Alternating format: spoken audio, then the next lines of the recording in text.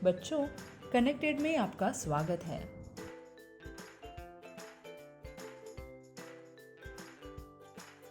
बच्चों, आज हम बहुत ही मज़ेदार विषय पढ़ने जा रहे हैं जिसका शीर्षक है आधारभूत ज्यामितीय अवधारणाएं। जैसे कि आपने एक कहावत सुनी होगी कि बूंद बूंद से सागर बनता है, वैसे ही एक एक बिंदु से रेखा और रेखाओं से ज्यामितीय आकार बनते हैं।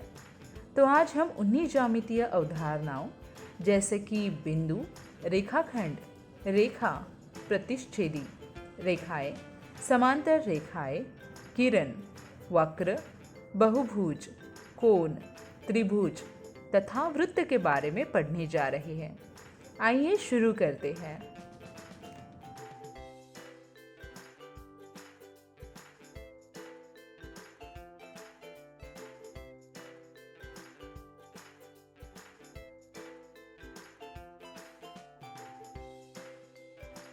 तो बच्चों, शुरू करते हैं बिंदु से।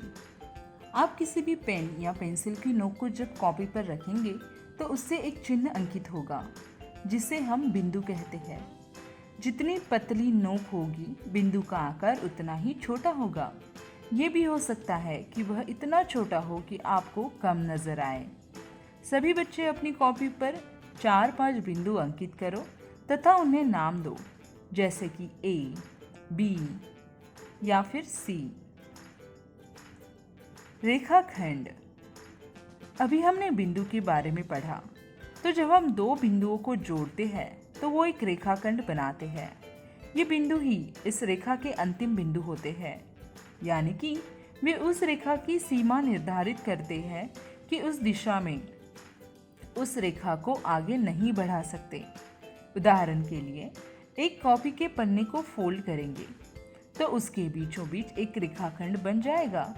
या अगर आप किसी रस्सी के एक सिरे को पकड़े हुए तथा दूसरा कोई और, तो उसके दोनों सिरे उसके अंतिम बिंदु कहलाएंगे।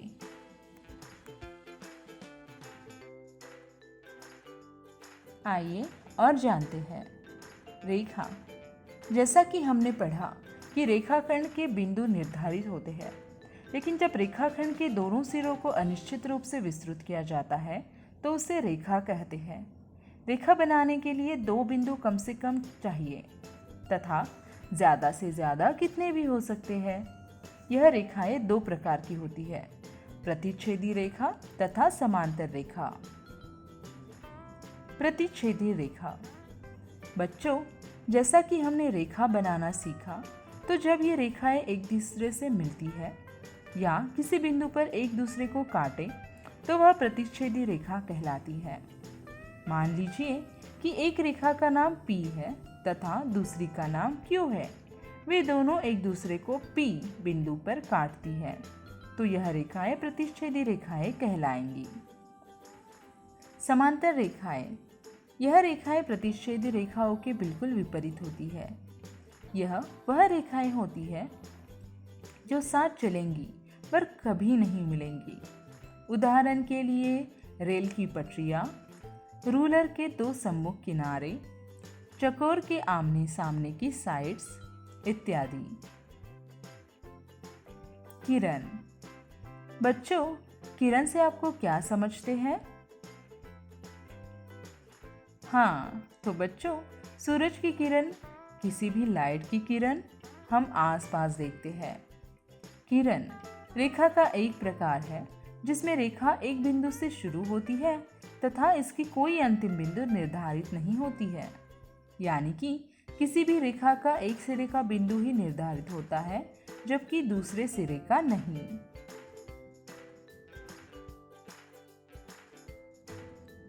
बच्चों, अभी तक हमने रेखाओं के बारे में पढ़ा और समझा। चलिए अब आकारों के बारे में पढ़ते हैं। अभी तक हमने सीधी रेखाओं के बारे में पढ़ा, लेकिन जब रेखाएं सीधी न होकर टेढ़ी मेढ़ी होती है तो उसे वक्र कहते हैं। ऐसी लाइन अक्सर हम अपनी कॉपी तथा किताबों पर बनाते रहते हैं। वक्र के दो प्रकार होते हैं, पहला खुला वक्र और दूसरा बंद वक्र। खुला वक्र। कोई भी ऐसा वक्र जिसका कोई भी हिस्सा या सिरा खुला हो उसे खुला वक्र कहते हैं। बंद वक्र। कोई भी ऐसा वक्र जिसका कोई भी हिस्सा या सिरा खुला न हो, यानी कि सब ओर से बंद हो, उसे बंद वक्र कहते हैं। बंद वक्र के कुछ जाने योग्य क्षेत्र है, जैसे कि अभ्यंतर, परिसीमा एवं बहिर्मार्ग। आइए इनको जानते हैं। पहला वक्र, वक्र का अभ्यंतर। किसी भी वक्र के अंदर के क्षेत्र को अभ्यंतर कहते हैं।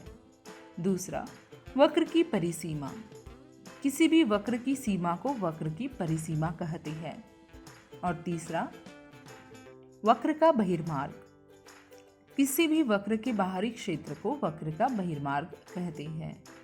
जैसा कि आप तस्वीर में देख सकते हैं कि आकृति के साथ ए, बी और सी बिंदुओं को अंकित किया गया है। इस आकृति के आधार पर बिंदु ए वक्र का अभ्यंतर, बिंदु बी वक्र की परिसीमा तथा बिंदु सी वक्र का बहिर्मार्ग है।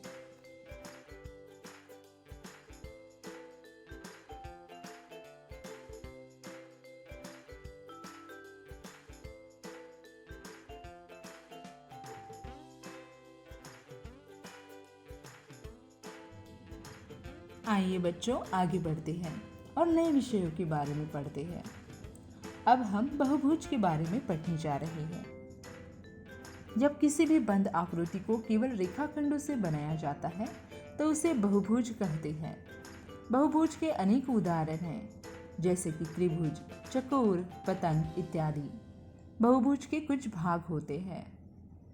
भुजाएं। बहुभुज की रेखाखंडों को भुजाएं कहते हैं। जब दो भुजाएं एक बिंदु से जुड़ी होती है तो उन्हें आसन्न भुजाएं कहते हैं। शीर्ष। बहुभुज के दो रेखाखंड जब एक बिंदु पर मिलते हैं तो उसे बिंदु को शीर्ष कहते हैं। बहुभुज की एक ही भुजा के दो अंतिम बिंदु आसन्न शीर्ष कहलाते हैं। विकर्ण। जब दो शीर्ष जो आसन्न नहीं होते उन्हें जोड़ा जाए तो उनसे बने रेखाखंड को विकर्ण कहते हैं। चलिए इसे उदाहरण से समझाते हैं। जैसे कि एक चकोर जिसका नाम ABCD है, इसमें भुजाएं हैं AB, BC, CD और DA एवं आसन्न भुजाएं हैं AB, BC, BC, CD, CD, DA तथा DA, AB। शीर्ष है A, B, C और D एवं आसन्न शीर्ष है A, B, B, C, C, D और D, A। विकर्ण है A, C और B, D। आइए बच्चों अगला विषय पढ़ते हैं, जो है कोण। यह बहुत ही आसान है। जैसा कि अभी हमने रेखाखंडों के एक बिंदु पर जुड़ने को देखा, वही बात यहाँ भी है। जब दो किरणें एक बिंदु पर मिलती है तो उनके बीच एक कोण बनता है। उदाहरण के लिए दो रेखाखंडों का नाम है OP और OQ, तो इनके बीच का कोण होगा POQ। OP और OQ इसकी भुजाएं हैं, जबकि O इनका शीर्ष है।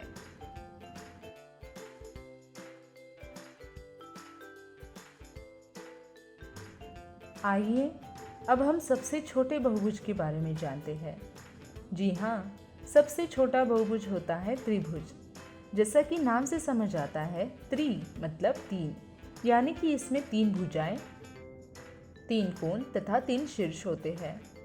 उदाहरण के लिए मान लो एक त्रिभुज है ABC, इसमें भुजाएं होंगी AB, BC और CA और कोण होंगे ABC, BCA, CAB तथा शीर्ष होंगे A, B और C। जैसे हमने त्रिभुज के बारे में पढ़ा, वैसे ही चतुर्भुज भी होते हैं। इसके भी नाम से समझ आता है कि चतुर यानी कि चार, यानी कि इसकी चार भुजाएं, चार कोण तथा चार शीर्ष होंगे। बस इसमें एक नई चीज़ और है, जो कि आमने सामने की भुजाएं होती है। उन्हें सम्मुख भुजाएं कहते हैं तथा आमने सामने के कोण को सम्मुख कोण। वैसे ही साथ वाली भुजाओं तथा कोणों को आसन्न भुजा एवं कोण कहते हैं। उदाहरण के लिए मान लीजिए एक चतुर्भुज है ABCD, तो उसमें चीज़ें कुछ इस तरह होंगी। भुजाएं AB, BC, CD और DA। आसन्न भुजाएं AB, BC, BC, CA, DA, AB। सम्मुख भुजाएं AB, CD, BC, DA। कोण होंगे ABC, BCD, CDA, DAB। आसन्न कोण होंगे ABC, BCD और CDA, DAB। सम्मुख कोण होंगे ABC, CDA, DAB, BCD। शीर्ष A, B, C तथा D।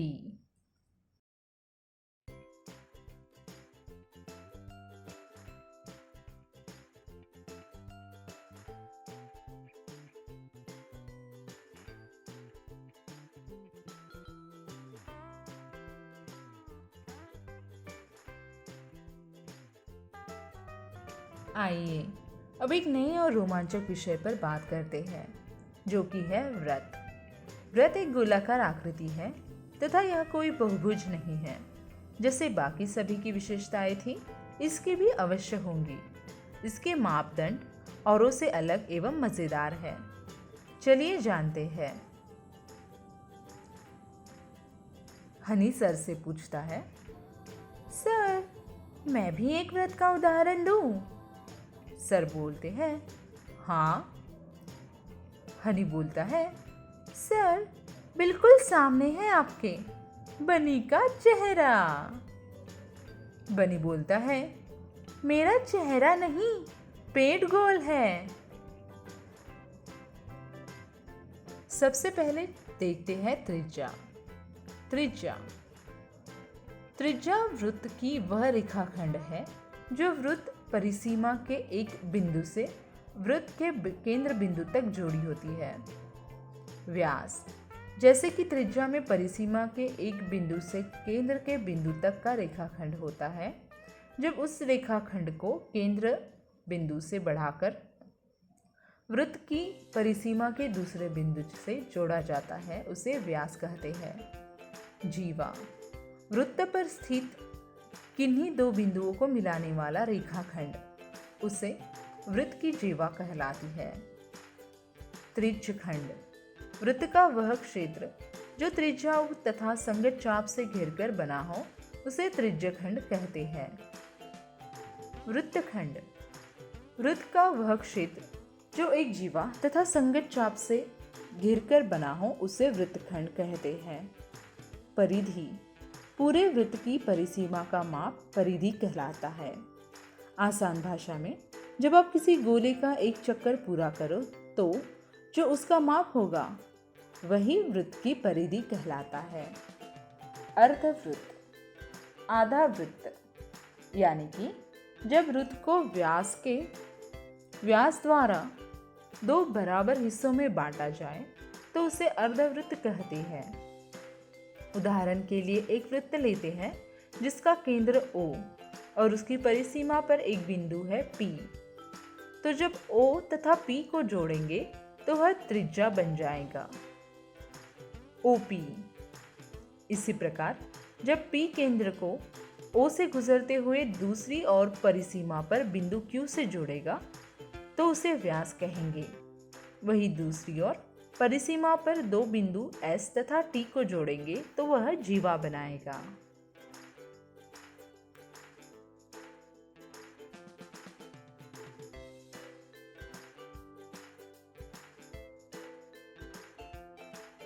चलिए कुछ अभ्यास प्रश्न करते हैं।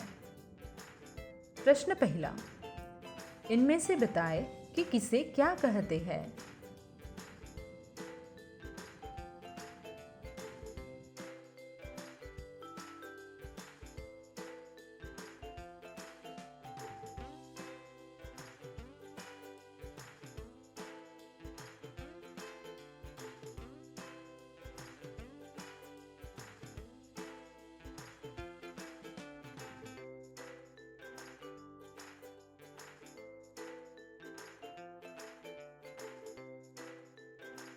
इस प्रश्न का उत्तर है रेखा, रेखाखंड, किरण, समांतर रेखा, प्रतिच्छेदी रेखा।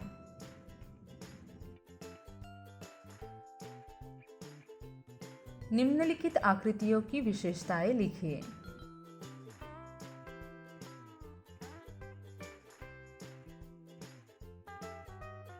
निम्नलिखित आकृतियों की विशेषताएं लिखिए। इसका उत्तर है पहला बहुभुज है त्रिभुज। उसकी भुजाएं AB, BC और CA। कोण ABC, BCA, CAB। शीर्ष A, B और C।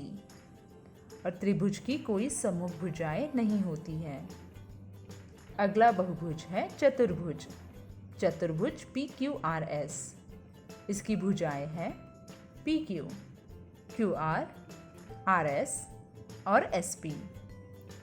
चतुर्भुज के कोण हैं PQR, QRS, RSP, SPQ और शीर्ष है P, Q, R और S। सममुख भुजाएं हैं PQ, SR और QR, PS। दिए गए वृत्त के भागों के नाम लिखिए। केंद्र बिंदु, त्रिज्या, जीवा, त्रिज्यखंड, व्यास और वृत्तखंड।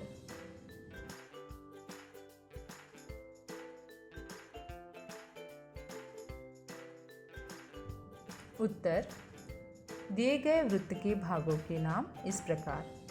केंद्र बिंदु O, त्रिज्या OA, OB, जीवा CD, BC, त्रिज्यखंड AOB, व्यास BC, वृत्तखंड CD।